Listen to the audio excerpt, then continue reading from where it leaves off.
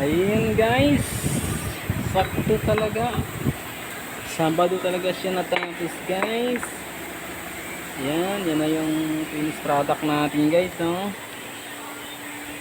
Okay na yan, finish na yan guys. Yan. Mayroon na rin hantap yan.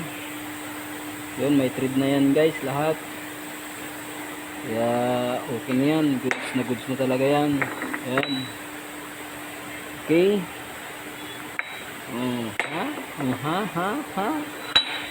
Tapos sa Lunes guys, dahil Sabado ngayon, Lunes na tayo babalik, ito naman ang ating tirahin. Mayroong dalawang die dito na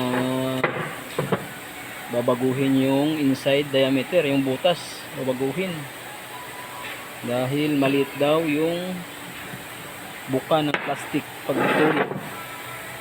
Yung tulo ng plastic maliit, kaya hindi guys, yan ang babanatan natin.